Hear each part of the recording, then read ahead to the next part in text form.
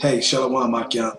First off, I want to say, Dawada, Yahweh Bashim Yahushai, to give me the spirit to do this video.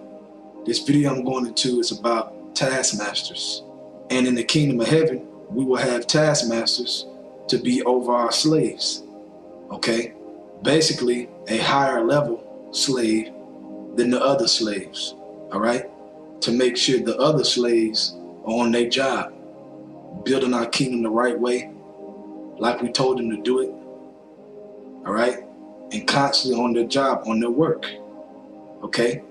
And we will be, as kings, we will be able to pop in and out when we want to, because we're not gonna do no work in the kingdom of heaven, man. We're gonna just order around. Do this, do that, okay? And there's gonna be levels of slaves receiving order to the other slaves, okay? But like I said, we're going to be able to pop in and out when we want to. That's going to be glorious, man. That's going to be a great time. The first scripture I'm going to go into is Exodus chapter 1, verse 11. Therefore, they did set over them taskmasters to afflict them with their burdens. It's talking about in ancient Egypt, Pharaoh putting taskmasters to make sure us, when we were in slavery in Egypt, building the pyramids, to make sure we built their cities, okay? To make sure we did what they said do. And they put taskmasters over us. Let's read. I'm gonna start from the beginning. Therefore they did set over them taskmasters to afflict them with their burdens, and they built for Pharaoh treasure cities, Pithom and Ramses. So it said treasure cities, but our slaves are really gonna build the treasure cities, man. The kingdom of heaven is the real treasure cities, man, because it's literally going to be built with treasures, man. Beautiful stones, beautiful wood, beautiful everything, man, that the whole earth produces. It's going to be built with those different elements, okay, in our kingdom. And we're going to make sure they do their job, and we're going to pop in and out when we want to, okay? From there, let's go to Psalms chapter 2, starting at verse 8. Ask of me, and I shall give thee the heathen for thine inheritance, and the uttermost parts of the earth for thy possession. Thou shalt break them with a rod of iron, thou shalt dash them in pieces like a potter's vessel. Right, and the heathen are the non-Israelites, Edomites, the so-called white race, Ishmaelites, the Arabs, Hamites, the African nations, okay, Elam, East Indian, etc., okay, the so-called Chinese, the Asians. So we're going to have them as inheritance for us. And it says that we shall break them with a rod of iron and dash them into pieces. So we're going to be doing that in our kingdom. They're going to be in slavery, man. It's time for them to receive that cup of slavery, and they're going to drink it down very, very hard. So when I read about in Exodus about Pharaoh putting taskmasters over us, okay, and coming down on us hard, no, we're going to come down on these other nations harder than the world has ever seen. And I mean, it's going to be in a righteous way though, but it's going to be firm. That's why it says in verse 9, thou shalt break them with a rod of iron, thou shalt dash them in pieces like a potter's vessel. We ain't going to take no back talking, okay? We don't care about their opinions. We're going to give orders to the taskmaster to tell them exactly what to do. And if the taskmaster has to come back to us to say anything, report anything, we're going to come down harder and harder. We ain't accepting no rebellious slaves, man. Rebellious slaves are going to get put to death quickly. But like I said, we ain't going to do no work, man. We're going to be sitting on the throne, man. We're going to be ruling in our glory, man. Imagine that, man. You ruling in your glory, man. You got everything your heart could desire, and you just giving orders. Literally just giving orders, man. That's going to be a beautiful time, man. That's what we're fighting for. It's close, too. Very close. So like I said, in this verse 9, we shall dash them in pieces like a potter's vessel. We're going to be using the taskmasters to do that. And like I said, when we want to pop in and out and surprise and make our appearance, we might just appear in front of them, man. A big chariot just appear over them, and we just drop out of the chariot, man, out of nowhere. And they're going to be scared, man. All the slaves are going to be, he's here, whispering to each other, man, shaking, because of the power we going to have, that grip we going to have. From there, let's go to Isaiah 60, verse 17. It says, for brass I would bring gold, and for iron I would bring silver, and for wood brass, and for stones iron. I will also make thy officers peace, and thy exactors righteousness. Now, when you go into the blue there, on the exactors, Strong's H 5065. Nagas. Okay, and when you read, it says to press, to drive, oppress, demanding pressure, taskmaster, ruler. Okay, so we're gonna hire taskmasters, certain slaves, to be over other slaves. All right, and you best believe the taskmaster that we're gonna hire is gonna hate Esau. Is gonna hate Esau, man. They're gonna be happy to bust Esau upside his head. That's who we're gonna hire. Someone who already totally 100% dislike Esau. All right, and they're gonna come down hard on these heathens overall, but especially those Edomites, the so-called white race. You are the biblical Edomites. Okay, and when it said thy exactors shall be righteousness, the reason why they're gonna be righteousness because they're gonna do whatever we tell them to do. They're gonna obey us. They're gonna be very obedient, man. And they're gonna love their job. They're gonna love their job. They're gonna be happy that we hire them, whoever it is, to be the top slave over all the other slaves to carry out certain judgments that we tell them to do. And they're gonna do exactly what we say, man. Okay? That's why it says they're gonna be righteousness. Because we're gonna give out righteous judgment and they're gonna execute that judgment 100% from the orders from the Israelites, man. Period. All right. From there, let's go to Isaiah 61, verse 5.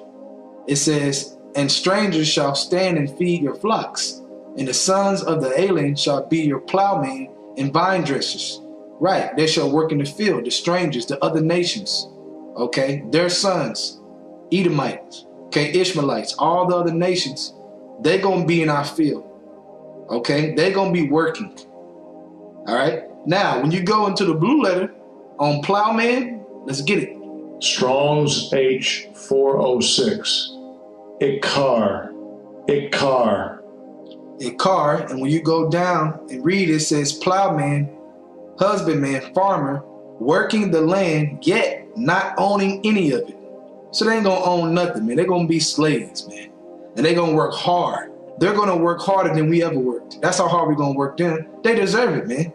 They deserve it, man. All these other nations coming to America, which we built, puffing up against us like we don't know nothing, like we ain't shit, reaping the benefits of our people in slavery, dying by the millions, being oppressed, get a visa and open up a store in our neighborhoods, looking down on the Israelites, the so-called Negroes, Latinos, and Native American Indians, which makes up the 12 tribes of Israel, man.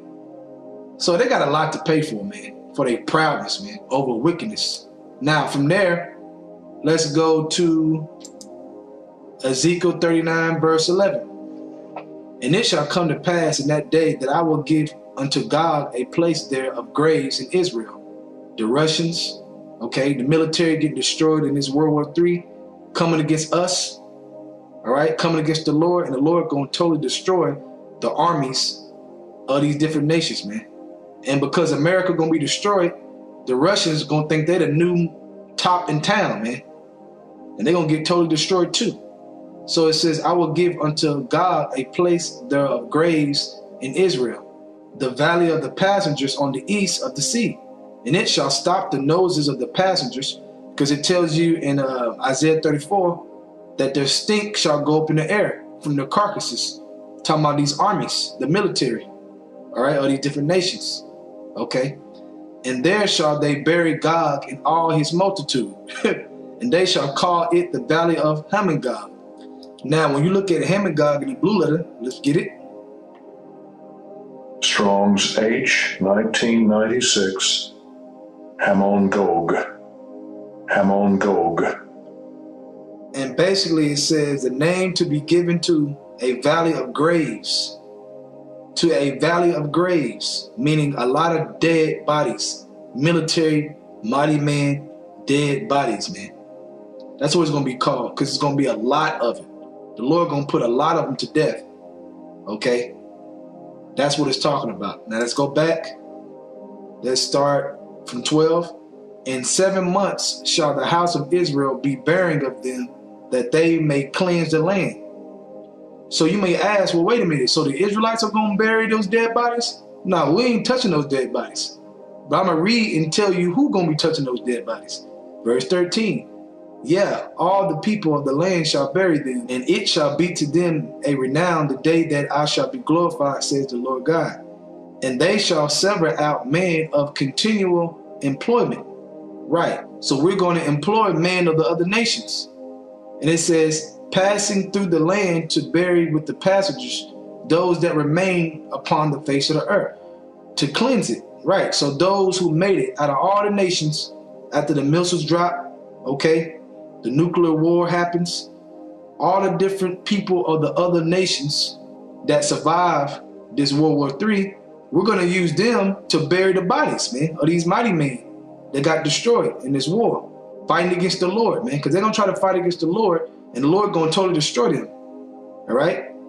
So we're not going to touch their dead bodies, but these different people or these different nations, they're going to touch these dead bodies, man. We're going to hire men to oversee that, taskmasters, okay? So when it says, and they shall sever out men of continual employment, workers passing through the land to bury with the passengers those that remain upon the face of the earth, to cleanse it. After the end of 7 months shall they search, and the passengers that pass through the land, when any seeth a man's bone, then shall he set up a sign by it, till the buriers have buried it in the valley of Hamongog.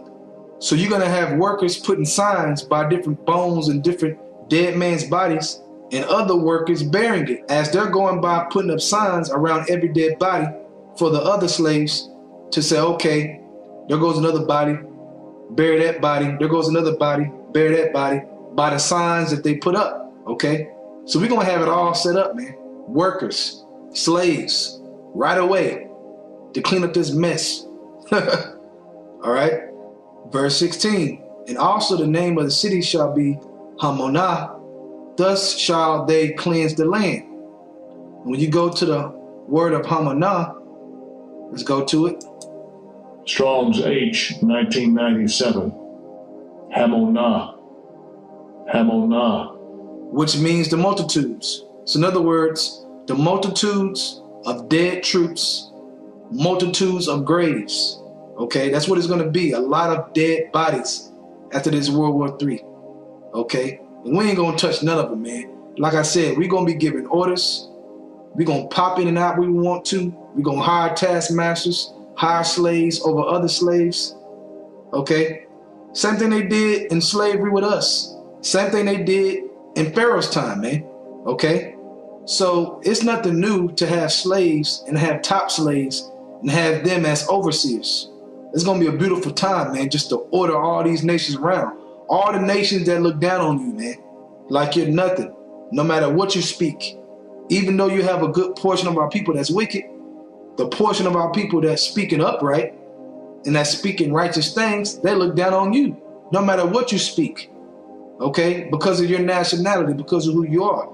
So I can't wait, man. I can't wait to order these different nations around, man, and have them looking stupid. And if you want to order them around, you got to keep doing the work around the world to make it and to stand in that day. All right? With that, I want to say Tawada, Yahweh Bashim Yahushai, to give me the spirit to this video. Double honor to the elders of Great Millstone, and shalom to you brothers out there that's doing the truth and sincerity, and your sincere sisters. Shalom.